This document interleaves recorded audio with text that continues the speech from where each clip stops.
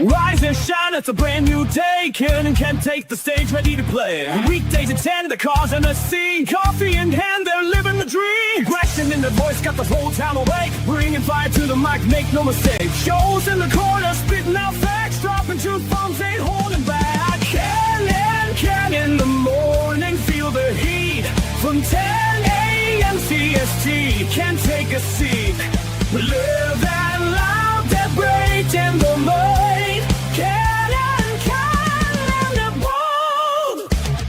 Light up your speakers, crank up the sound. They're talking about life upside down. Opinions exploded like a sonic blast. In the studio, they're built to last. With passion and grit, they engage and ignite. Every single week, they're a force can't fight. From sports to politics, This is a Huddle Sports Network broadcast. You can find us on Roku TV, Amazon Fire TV, Facebook, and of course YouTube. Get all your NFL news here first. Good morning. Welcome to our edition of Ken and crap. Where's Ken? And where's JB and Woody? And it's one of those mornings. Good morning, Fred. Yeah, what a game last night, right? Oh my goodness. Yeah, Woody better be on today. He should be. He's doing his happy dance right now with the Sheagles losing. Wow. What a game last night. Actually, Philly had a night last night. Oh, here's Joe. Good morning, Joe. Dude. Hey, so Philly had the biggest loser competition yesterday. You know why? Because they lost to the Giants? And? Oh, I don't know. The Phillies got exited from the playoffs, losing to the Dodgers. So they got booted from the MLB playoffs, and then and then the football game. Kind of a crazy night for them. Bad to be a Philly sports fan last night.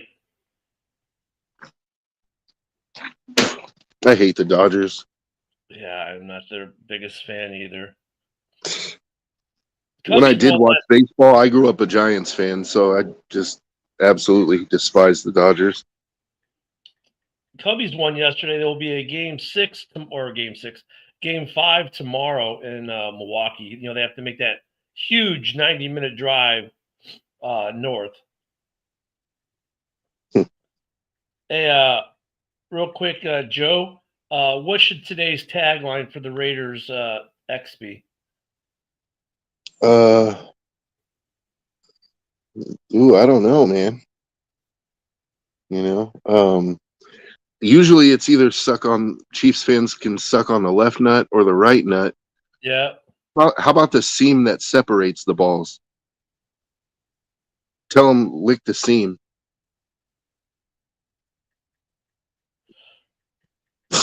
You know what I'm talking about? The dividing line. I just wrote it as they lick the steam on your balls. They're licking the seam on my balls. That's right.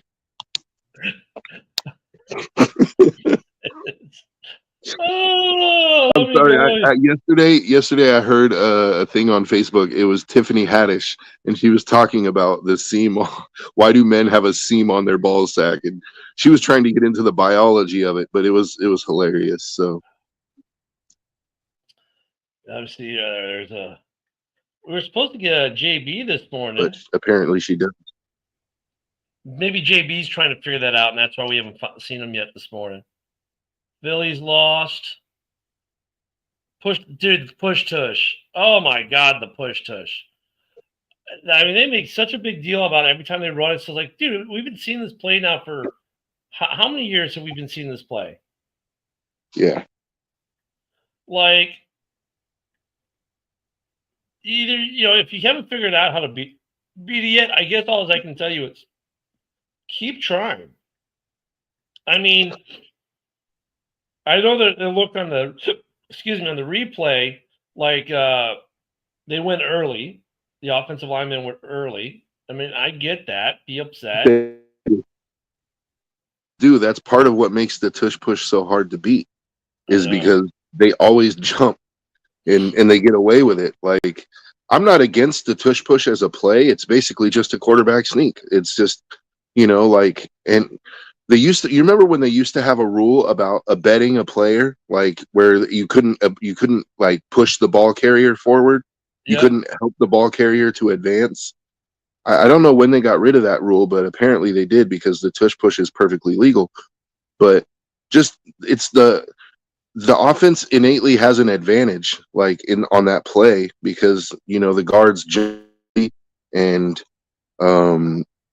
it's all about timing and leverage when you're in those goal line situations. Like anyone who's ever played offensive or defensive line and actually been in one of those goal line situations knows, man. It's like who gets off first and who gets the lowest, you know? All right, we're shared out to everyone finally. Yeah, I mean it's a tough play, and it's like, look, you can.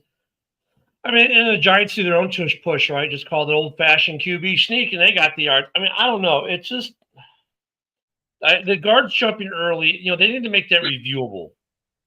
The problem is this: I'm going to shoot down my own cure the second I make it.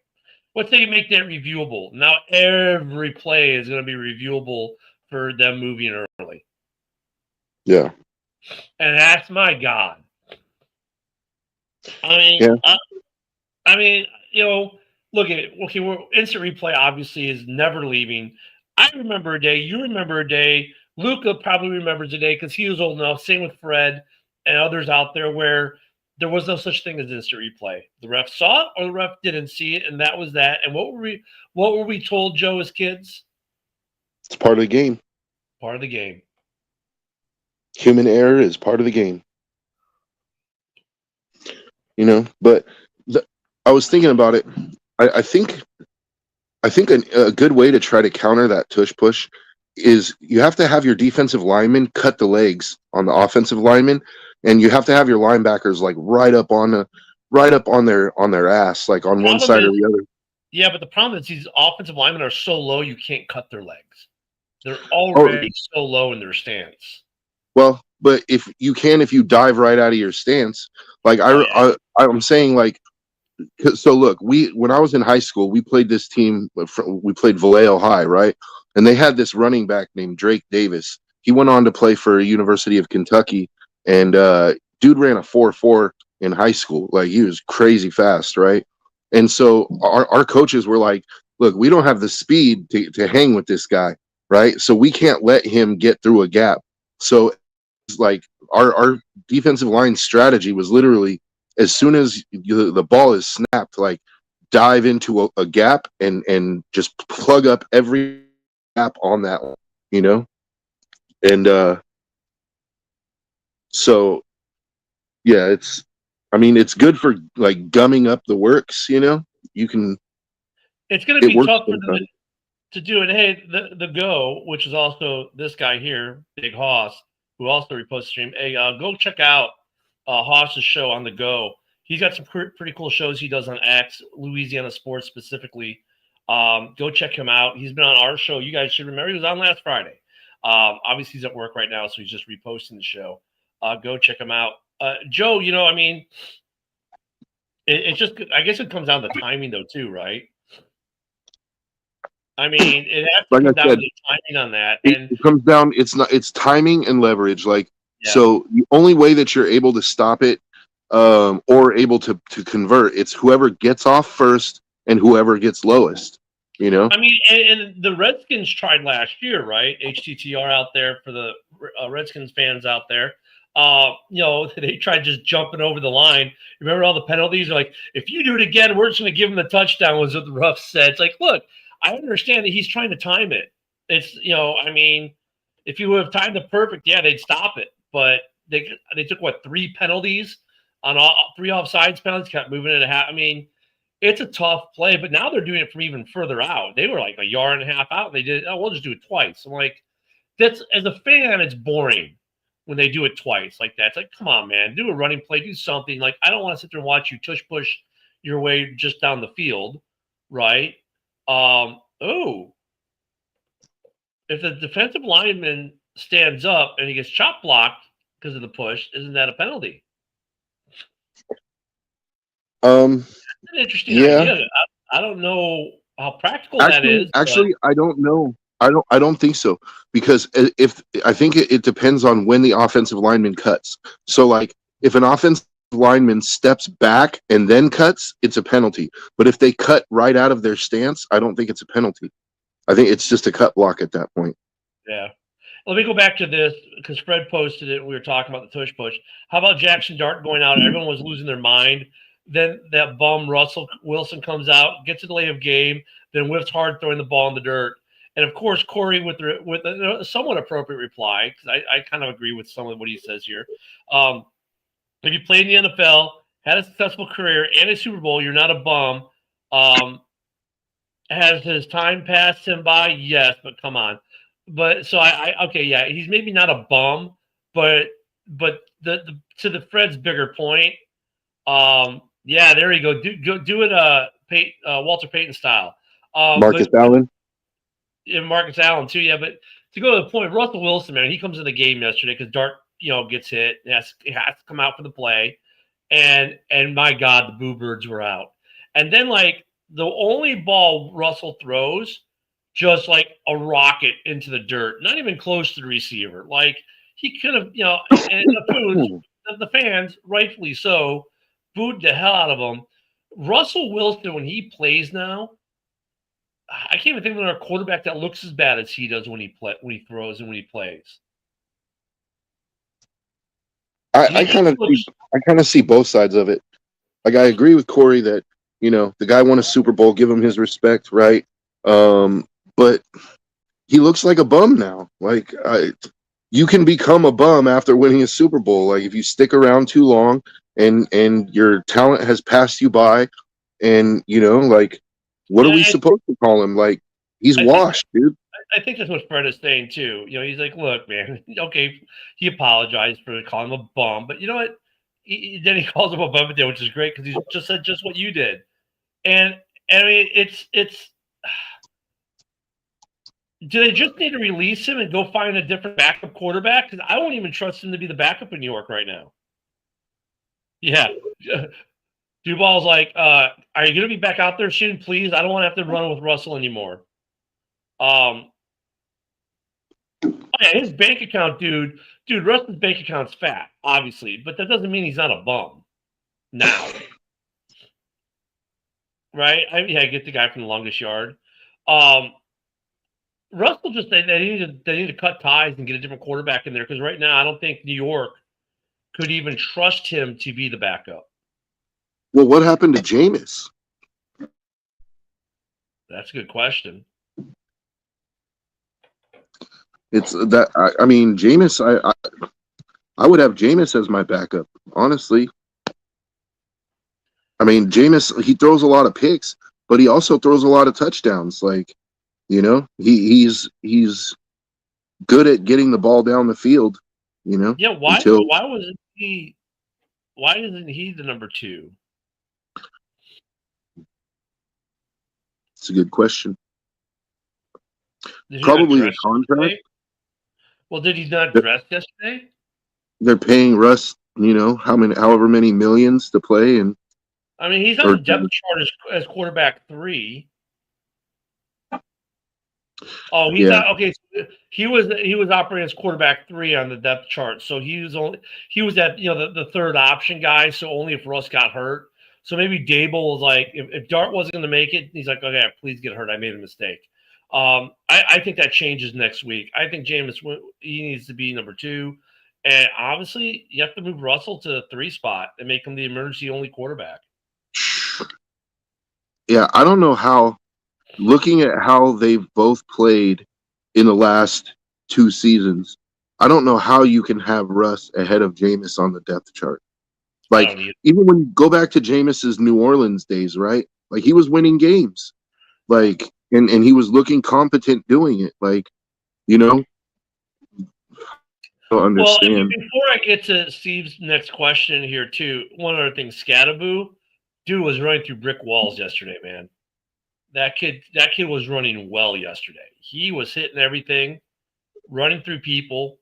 I mean, and then like the touchdown he had when you had him and Dart in the end zone doing their little dance together. I mean, it was just like, okay, New York, there's your future. You know what I mean? Yeah, Scatabo looks really good for a rookie. Looks really good How is he? How is Shador getting disrespected? because he's still not. Other than like fans, like, I mean, is the NFL disrespecting him in some way? He needs to earn his respect, though. I don't think he's done that with Cleveland, with some of the antics and other things he does. Like, he's still very immature. Boy, all right, calm down in the comments, man. Don't kill each other. Yeah, I mean, Shador Sanders is,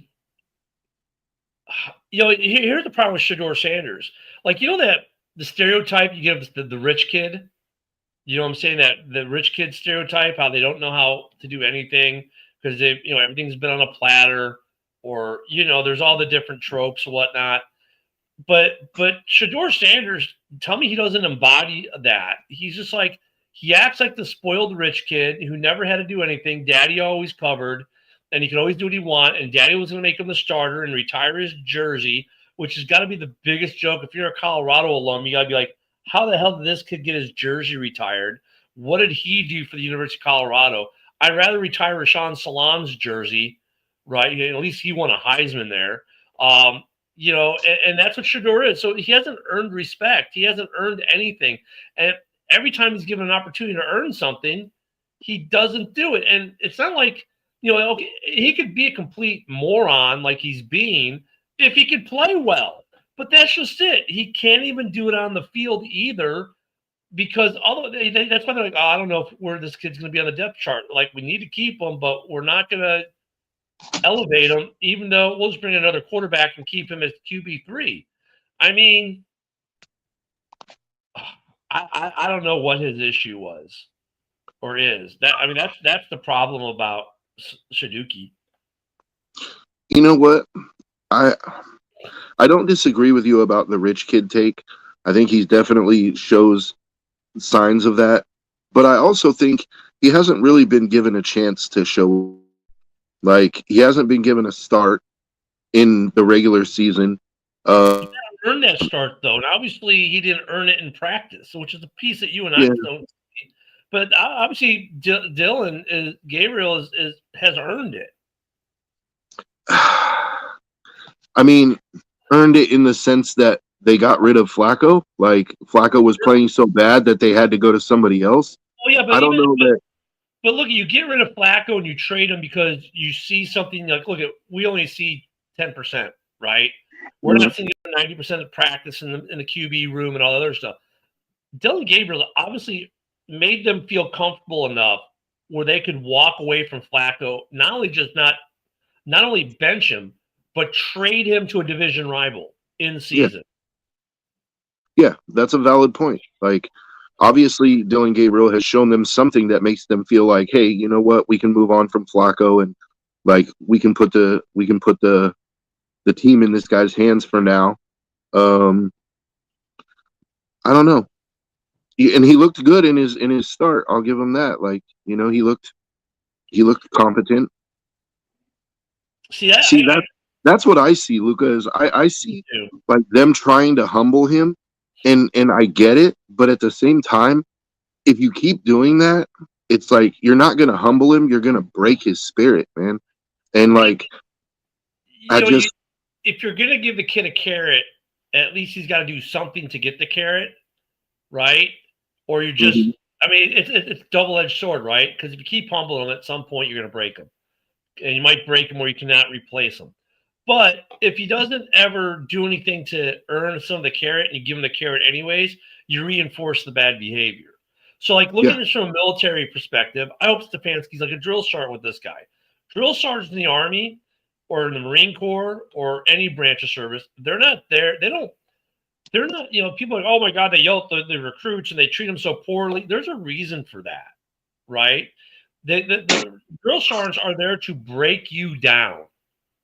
They're there to strip you down to your bare nothing, right? Like the essence of just you, like break your spirit, break everything, and then they build you back up. maybe Stefanski's trying to do a little bit of that, like break the kid down and then build him back up.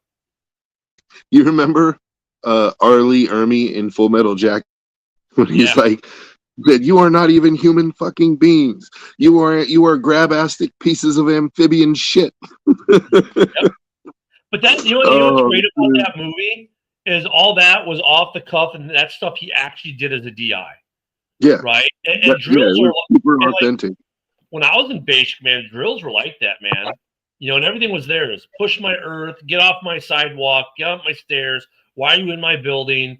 You know, eat my food. Why are you not eating my food fast enough? Push my earth.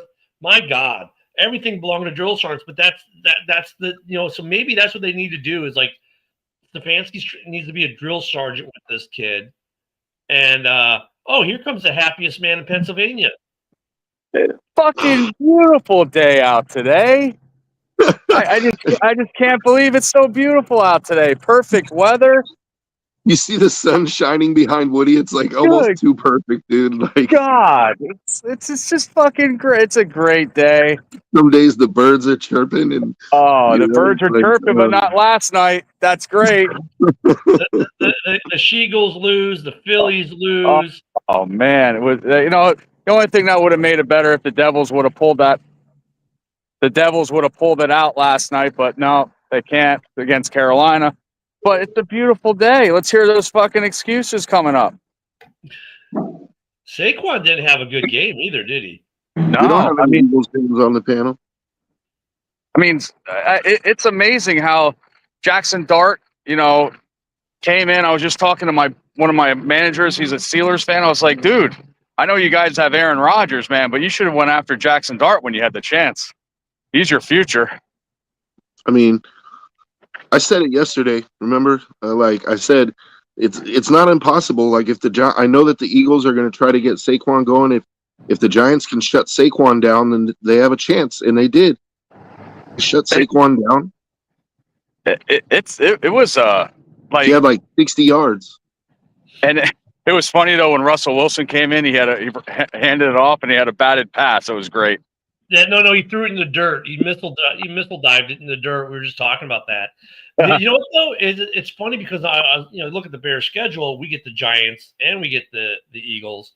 Right. And at first you're like, the Giants, that'll be a game the Bears should win, and the Eagles, that's gonna be tough on Black Friday. Now it's like, Black Friday looks a little bit easier. That Giants game looks a little bit harder. It's like that. It's like I was thinking that last night. Like, ooh, I was assuming we'd go 1-1 in between those two games. We probably still do, just different results. The win and the loss just got reversed. That's well, yeah. I mean, when we play the Giants, our offensive line better, I practice better, fucking do good because their D line is disgusting. Giants, and you know what, the She-Eagles always play tough at home as well. So yeah. It could be 1-1. It could be 0-2. So who knows? It depends what team shows up.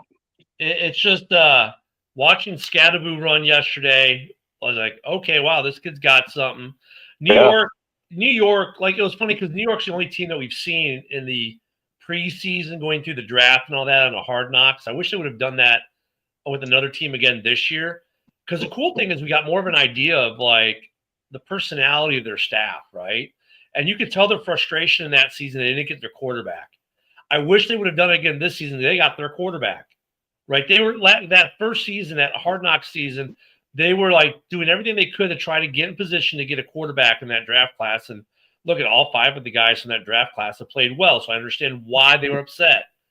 Last year, this last draft, they make the move to get Dart. People are like, oh, what's going on here with New York? And it looks like they hit it. They hit it. This kid is NFL ready in every aspect of the term. I mean, he is. I mean, I hate when the commentators go gushing on a quarterback, but the one thing they gush about him is his calmness, and they were right. This dude is calm. This kid is. You don't see this kid get frazzled. He just stays calm. No one's really no one's made his nerves go yet. Yeah, I never seen a coach yesterday when Jackson Dart went into the tent. I mean, Dayball went in there with him. He was running right after him. Yeah. And he was, even when Russell Wilson was in and the defense was on, Daboll was concentrating on Jackson Dart, what's going on with him. It was just, that's the first time I've ever seen a coach do that. Well, he knows. He's like, he went into that tank, dude. We need you back out there, like Right. as soon as possible. Like we don't have a chance without you. Like, Nope. Yeah. First off, Steve, what are you doing cheating on us with another podcast, especially if it's a Bears podcast? Now you're cheating on Woody and me. Yeah. There is no other podcast. Yeah, I mean, I don't know what you're doing there, Steve, but we've talked about the Thibodeau thing with New York, because Mike, Bear fan Mike brought that up, a week ago or a week and a half ago. And here's the problem: the Bears should trade for Thibodeau. Great. Hey, Giants, are they even considering trading Thibodeau? I wouldn't be with how your defensive line is playing right now. And the other piece is, what are you trading him now? Mike said trade him DJ Moore. Now he's backed off from that because now he's realizing, wait a minute, DJ Moore being on the field opens up the field for Rome and other guys because you have to account for DJ Moore when he's on the field. If you get rid of him, now you can spend more of your defensive resources on our other receivers. But the thing is, I don't think they're going to trade Thibodeau. And the other thing is, and the Giants have already said, we're not looking for a receiver to replace our injured guys. We've got this in-house. And I think they showed last night they got this in-house. What do you think there, Woody? Well, if I was, like I said, if I was the Giants, I would keep that defense the same as it is. Don't get, you have a good defense there. But trading DJ Moore, that was clickbait all over the place. And no, that's not a good thing either. And I get why the clickbaiters are saying it. I get why some fans on X are saying it, is because Rome is getting the ball. Rome has got 4 games and 4 touchdowns. They've spread the ball out. DJ has been a big of a part of the offense. But this is where you make the difference between, and I don't want to call some of these folks casual fans because I know they're not, but between a casual fan and someone who really pays attention. Now, I'm not trying to say these guys don't pay attention, but they're not thinking that next level, right? That second, third order of effect. DJ Moore being on the field in Chicago means that you still have to put someone good on him. He's not a bum. He's not like the 6th string wide receiver. He will burn you and burn you big given the opportunity, and you still have to account for him on every stinking play. And if you take that away, and now we are putting a lesser receiver out there that you don't have to account for as well, now they can put more resources on Rome Odunze. They can put more on Duvernay. They can put more on Luther Burden III. Right now, when we run our wide receiving core out there, you're jacked if you're a defense, because you better hope your defensive line can get through, because you can't cover all these guys that the Bears have. You just can't. It's physically not possible. So why would the Bears want to take away from that? Just like why would the Giants want to take Thibodeau out of that defense right now, which is monster? It's like this. Like, you have, I think what they're thinking, it's on the surface level, it makes too much sense not to do it, right? Like, the Giants need a receiver, the Bears need a defensive end. You have guys that, they're somewhat quote unquote expendable in their opinion. So they're like, it just makes too much sense not to do it. But I agree with you. Once you go to like the second level of it, once you dig a little deeper, it's like, well, but it's like taking a piece out of the Bears puzzle and putting it into the Giants puzzle. But now you're missing that piece on the Bears puzzle, right? You're adding another piece which fits, but you're not, what's the net gain, right? You're not making yourself a better team. You're making yourself a better defense, but you're losing a key piece of your offense. With the Giants, you're losing a key piece of your defense to get a piece for your offense. It doesn't really, it's like trading your queen in chess. You know what I mean? It doesn't really make sense. Well, if I were the Giants, I would just see who's on free agency. You better just pick it off a free agent or something like that instead of getting rid of anybody. And here's the thing, too. If you're buying at the trade deadline, which you would assume the Bears aren't selling, And I think you're going to make the assumption that maybe the Giants might not sell now. They might try to build for maybe not necessarily as much this year as next year if they got the right piece. Like we saw the Bears do that with Montez Sweat a couple years ago. We knew we were going to need an edge then, so we went with Montez. It worked out early. Isn't working out so great right now in terms of his sack production. The Bears are getting pressure on quarterbacks as evidenced by 7 interceptions in the last 2 games. They're making quarterbacks throw bad balls and giving the ball hawks something to do.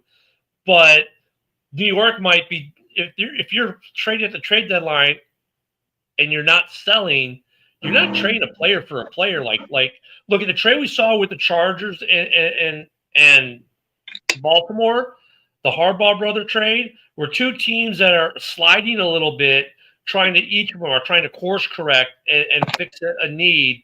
And that's what they did. That was a complete need swap for both of them. It was a good trade for both, right? They both had something they could give up, but they could gain as well. And it worked. And I think that trade works for both teams. If the Bears do anything at the trade deadline or the Giants, they're trading draft capital for players. So, if you can go and you can get, and there's a lot of names, that are being thrown around. Breece Hall's being thrown around for Chicago.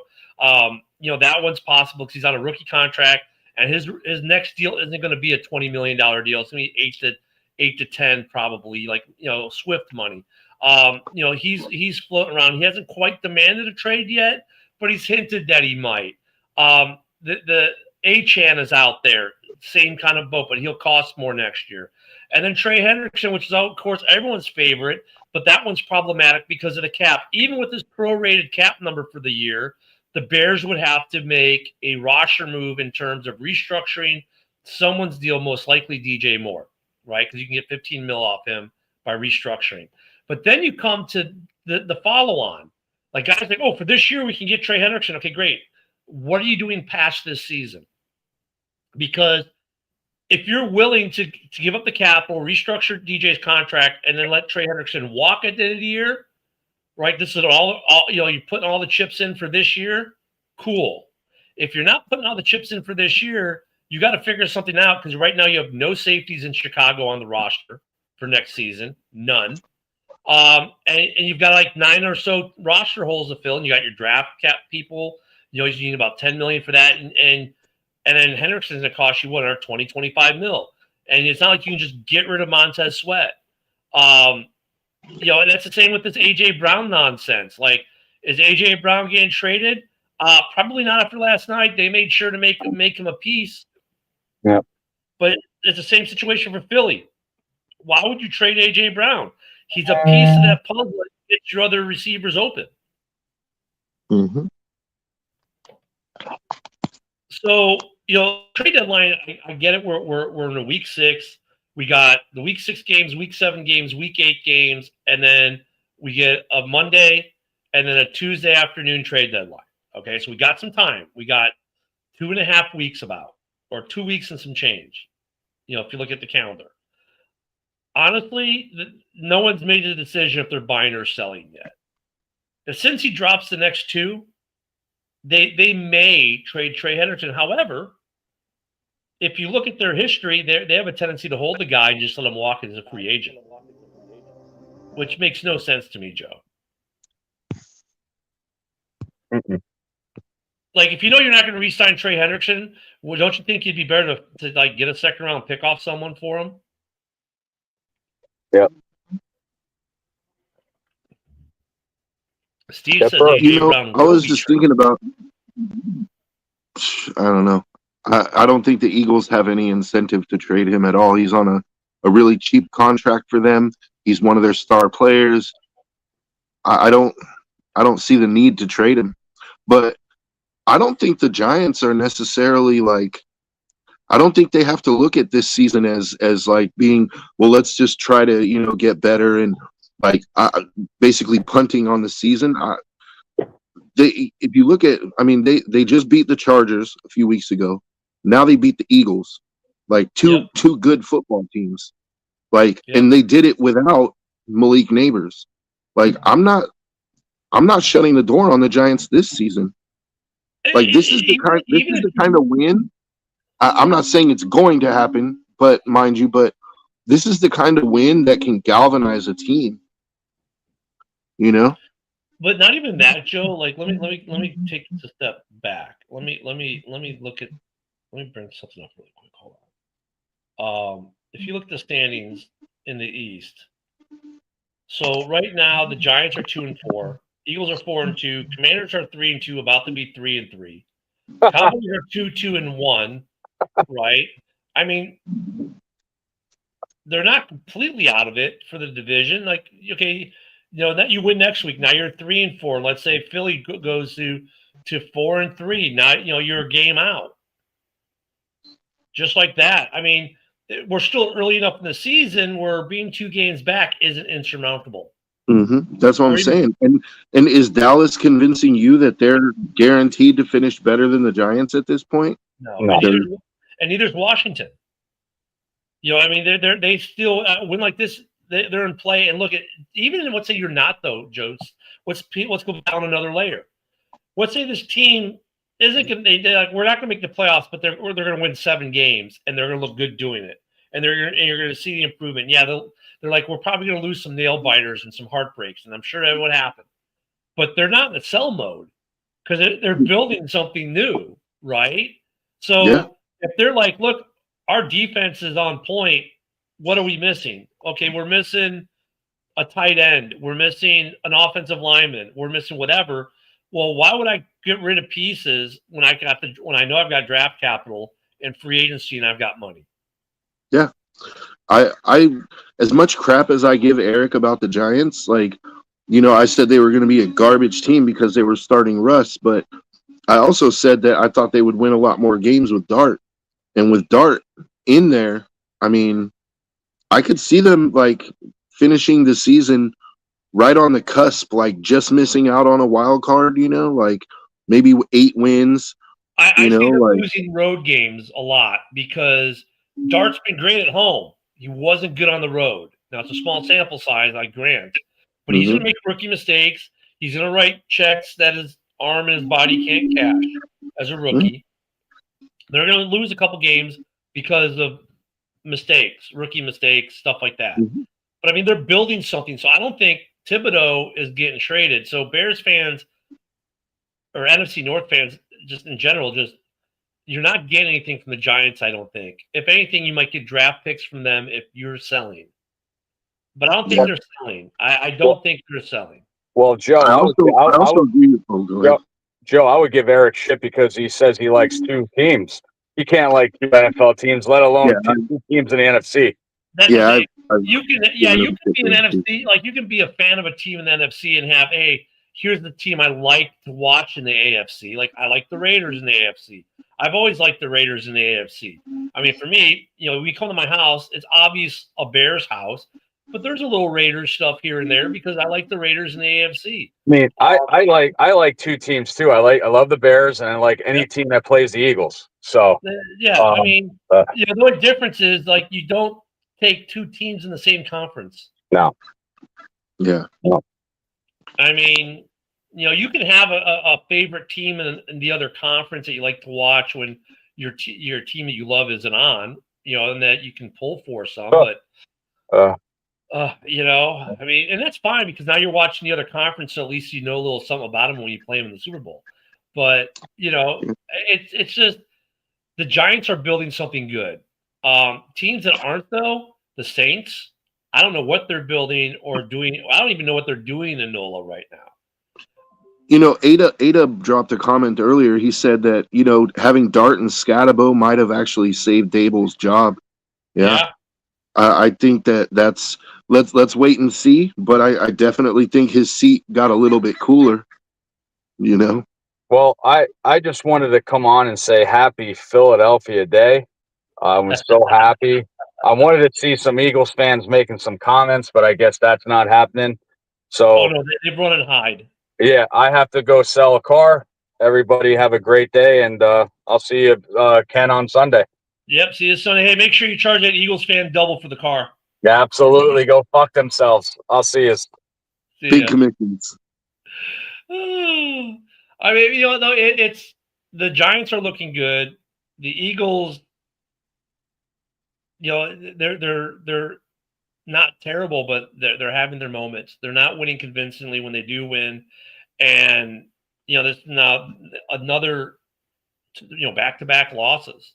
I mean, the 4 games they won weren't convincing, and now they've got back-to-back losses. This is what's happening when you're not as dominant as you used to be.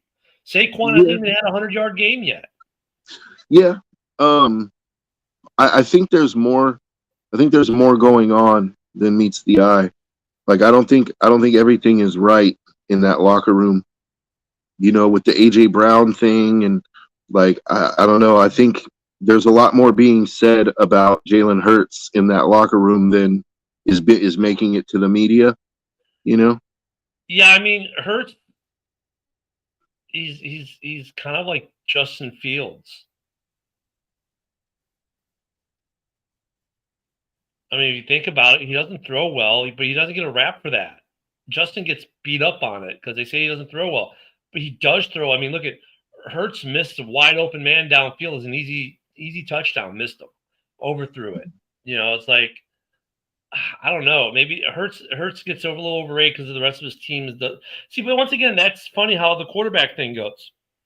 If Justin Fields had played for a good football team in Chicago, if we had been a good football team, what are people saying now about Justin Fields compared to what they say today?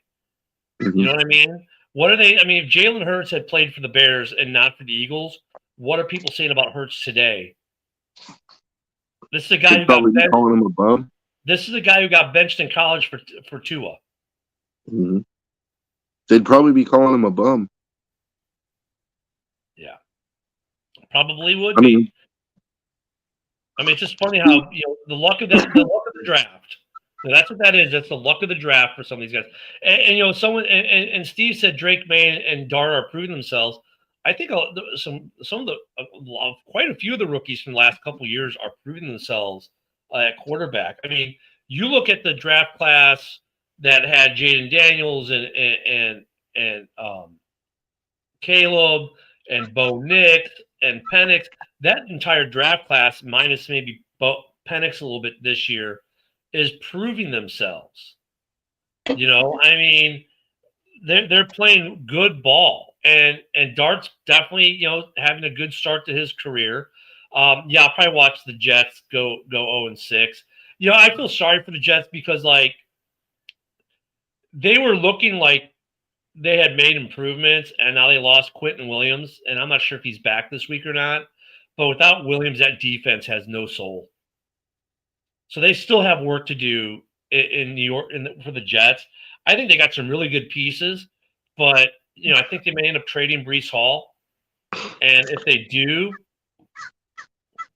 I mean, they're going to take a step back. But you can see the Jets moving forward, but then they're getting stymied with injuries. I mean, that happens to the NFL. They should have the depth they need, and they've got some good players. They just can't put it all together. I don't understand trading Breece Hall. Like, I think that's a stupid move. He's a really good player. Yeah. And he's not costing you a lot of money. He's not the reason you're losing. Like, I don't understand that. I don't think they're trading Brown, dude. I don't see Brown getting traded unless he becomes so bad of a cancer that they have no choice but to get rid of him. I don't see them trading Brown and Breece Hall. Like he's hinted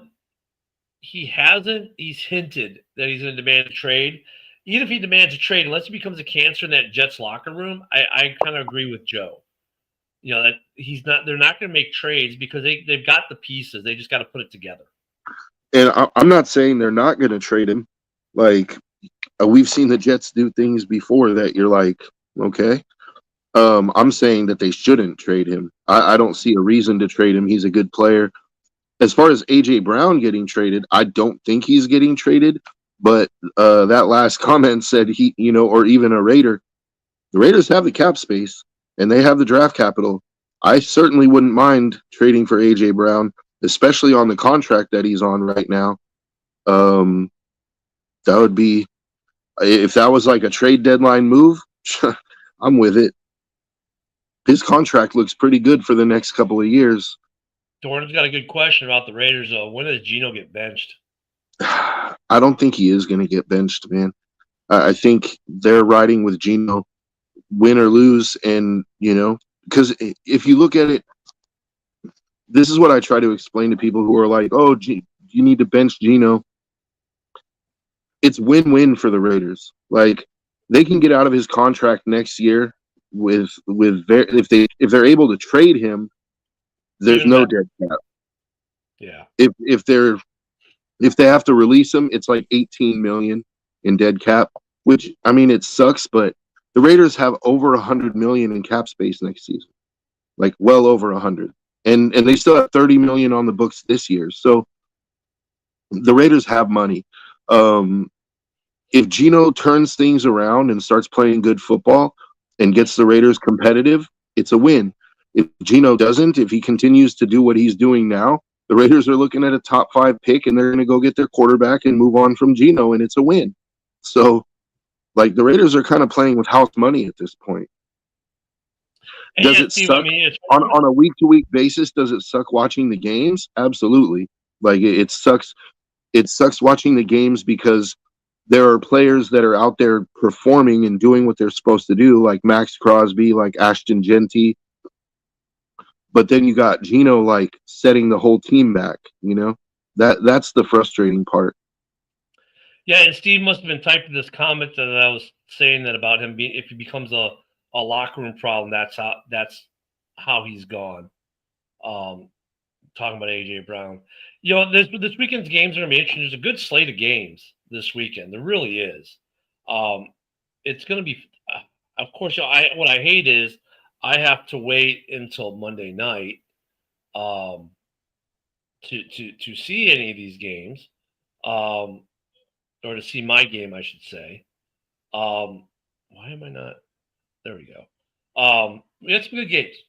So we've got Broncos Jets at 8:30 in the morning Central Time.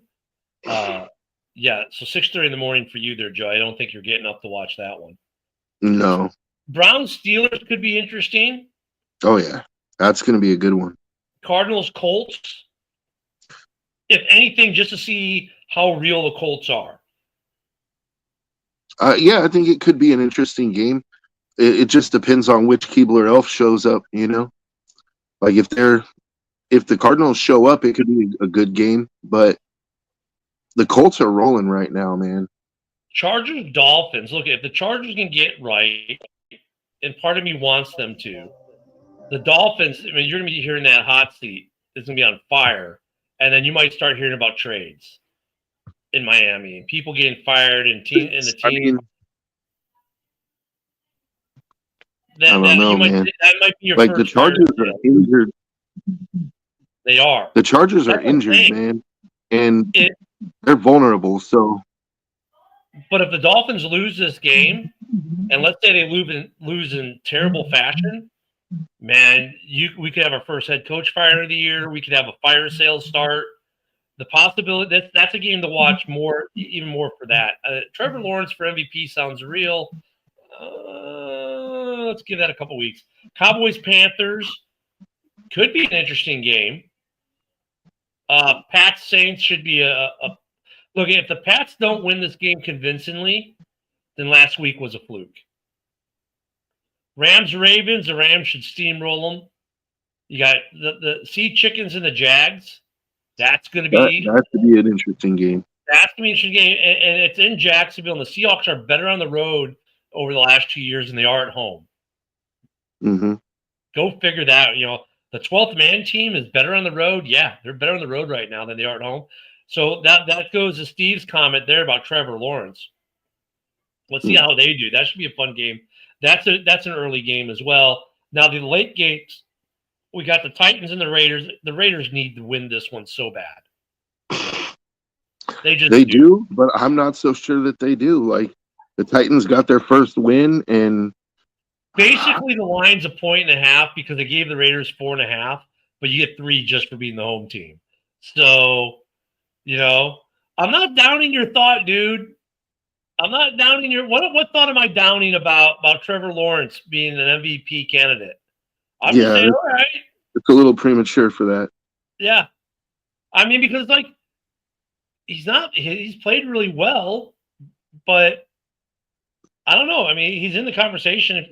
If they win 11, 12 games, then sure, he definitely could be in that conversation. Hmm. With a couple other guys, like a guy who's playing this next game, Niners, Bucks, Baker Mayfield will be in that conversation. Hmm. You know, Bengals, Packers, that game should be a joke. If the Packers don't mollywop the Bengals, something's wrong. But if Joe Flacco is playing, and I saw an article and it had to be a joke that they flew Flacco in on Spirit Airline points. When they flew him in, they put him on Spirit and the owner used his Spirit points. But if Flacco can beat the Packers again, Ken might not want to come back on Monday. He might want to take another day I was off. just going to say the Bengals. I don't expect them to win that game, but if the Bengals find a way to win that game, it's going to be an interesting show on Monday. Yeah. And Steve, I get it. You're tired of the Flacco. Look, Steve's like, we just need to pound them so I don't have to hear about Flacco anymore. But Steve, if Flacco finds a way, I'm not even going to say Flacco. If the Bengals find a way, whether it's flat because of Flacco or not, to beat you, that's all you're going to hear about, right or wrong. Mm-hmm. You know, and then of course we get the Lions and the Chiefs, and the Chiefs are favored by 2.5. You know, they're the home team. So yeah, but look, they're the home team, and the Lions 2.5, which means it's really, they're really not the favorite. No, because generally you get the 3 for being at home, right? And they're cutting into that. That means like they really don't expect the Chiefs to win this game. Yeah, and then I don't expect the Chiefs to win this game either. But I do think it'll be an entertaining game. Like the Chiefs, as you know, they're on a decline, but they can still be competitive. Man. It's like, damn you, Fred! No sooner do you say that, Joe. Fred says, "Yeah, well, no one expected the Giants to win last night. You suck, Fred. Thank you." And then the last game, of course, is a get right game. It's the Bills and the Falcons. And look, it's a big game for the Falcons. Actually, I think it's bigger. It's bigger for the Falcons than it is for the Bills. Right? The Bills need to get right after that loss last week. But the Falcons, man, if they lose this game, you might start hearing that head coaching position there might get a little hot, right? There might be some hotness going there, and if Penix doesn't perform well, you might be hearing stuff with the GM as well because hey, Penix is our guy, and if they lose to the Bills, which they should, the Bills are the favorite in Atlanta by 4.5. But you might start hearing some grumblings in Atlanta about personnel and coaching changes there as well. I don't think Atlanta is going to sell anything per se, but you might start to see some things happen in Atlanta.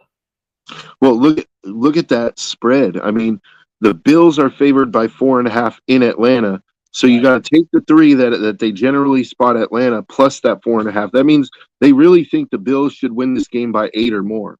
Yeah, like, and I don't disagree with them. I think this is a good opportunity for the Bills to get everything right. This Chiefs-Lions game, I mean, Lions are coming at 4-1, a little nicked up. The Chiefs are 2-3, not looking like the Chiefs that everyone's used to. The Lions don't have a secondary. I'm just going to say it. They don't have a secondary. But lucky for them, the Chiefs don't have a receiving core. So... Yeah. But the Lions have been looking really good for weeks now. The Lions have been like offensively, they've been looking really good. Yep. And I just feel like, I don't know, man. I don't expect Kansas City to win, but I wouldn't be surprised if they do. Like if Kansas City wins, people are gonna be like, well, it's Kansas City, and now they'll be 3-3. The Lions will be 4-2, and it won't be like a big loss for the Lions per se. Even though it will be, but it won't be, right? But if the Chiefs lose, they go to 2-4, right? And it'll solidify the Lions as being the best team in the NFL right now. And for the Chiefs, so more importantly, they're going to have to face reality that they are not the perennial dominant team that their fans think they are, and that they do suck. Well. I just think that they're aging out, man. Like, and they've made some decisions over the past few years that I think like they gave Karlaftis a big contract. I don't think he was worth that much. They spent a lot of money on their offensive line, but their offensive line hasn't really performed up to what they're getting paid. If I'm being honest, go back to last year's Super Bowl. Like it's their wide receiver room, like aside from Rashee Rice, like Xavier Worthy is good, but he's not a number one. And I don't think, nobody's expecting him to be, but with Rice down, he's having to be that number one. And it's just sort of like, I don't know. I think they need to retool. If I was them, I would be looking. I don't know what Chris Jones's contract looks like, but I think it's time to let him go. Steve asked, and I'm going to give Steve some love here, Mr. Thugonomics word life guy. He's like, have they really beaten with their winning record? Well, let's look at that. They lose to the Packers week 1. Fine. It's week 1. I don't care. Week 2, they beat the Bears in a get-right game. And that game in the first half was actually pretty close. After the Tesla call, that game came off the rails for the Bears, and the Lions took off. But the Bears are 2-2. The Packers are 2-1-1. The Ravens, they were the begin. They destroyed the Ravens. They destroyed the Browns, no winning record. They destroyed the Bengals, no winning record. The Chiefs don't have a winning record. The first game they might face a team with a winning record will be week 7 against the Bucs. So Steve's got a point there about the Lions. It's not like they're beating the creme de la creme right now. But here's the thing, though, where Steve, I'll give the Lions some credit. 52-21 over the Bears, 38-30 over the Ravens, 34-10 over the Browns, who, by the way, beat your Green Bay Packers the week before in a very tight game. 37-24, and they actually had destroyed the Bengals in garbage time, which I hate that argument, but I'm going to use it here anyways because I can be like that. They let them climb back into it a little bit, and then they reasserted themselves. I think that was more of an indictment on the Lions letting their foot off the gas and then going, oh, crap, we're going to let the Bengals get back in this, and they put the foot back down. But they let their foot off the gas that Bengals game, and that's not a good sign for the Lions. The Chiefs are better than most of these other teams, but if you beat the Chiefs, not a winning record. So Steve's got a point there, but the difference being the Lions are beating the teams they should beat. That's what I was going to say. You can only play who's on the schedule, man. And they're taking care of the teams that they should take care of. So you have to give them the benefit of the doubt. Yeah, Green Bay, Green Bay should have taken care of the Cowboys. They didn't.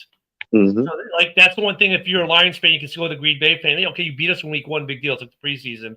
But look, you should have beaten the Cowboys. I mean, the Bears destroyed them the week before. How do you tie them 40-40? Don't give me excuses. So they should have beat the Browns too. The Packers should have beat the Browns. Like, I can understand the defense keeping it close, but the Packers should have won that game too. Yeah, I mean, and Fred, it's early on, but Fred, he does have kind of a point. But then again, when you beat people, you have beaten them. You didn't eke out a walk-off field goal win against the Bengals, for example. I wouldn't even say that Steve has a point. What I would say is that Steve made a factual statement, but I don't necessarily think it constitutes a point because it's like they haven't had to play a winning team to really get that test. After week 7, like if they lose to the Bucs, then I think Steve would have a point. And here's the thing, and here's the thing for that game, Steve. The Bucs are the team that can beat Detroit in Detroit because Baker just did it last year. So that's going to be a fun game to watch. I hope that's going to be a fun game to watch. And I hope that game's prime time because that's going to be game of the week, I think. Let me see. I can tell you real quick. Oh no, it's not this game. It's not the Sunday Night Football game or the Fox game of the week. Oh no. That's Monday Night Football, my friend. See, that's what I'm talking about. That's next week's Monday Night Football game.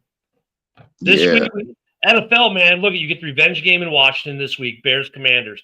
That's going to be a fun game to watch. Next week, we get Bucs Lions. Oh, NFL football scheduling gods. Thank you for getting it right. And with that, we're out of time. I got 10 seconds up before JB comes on. For Joe and myself, thank you, everyone in the comments. We'll see you all on Monday. Have a great weekend of football, guys. Enjoy, and thanks again. We'll see you Monday.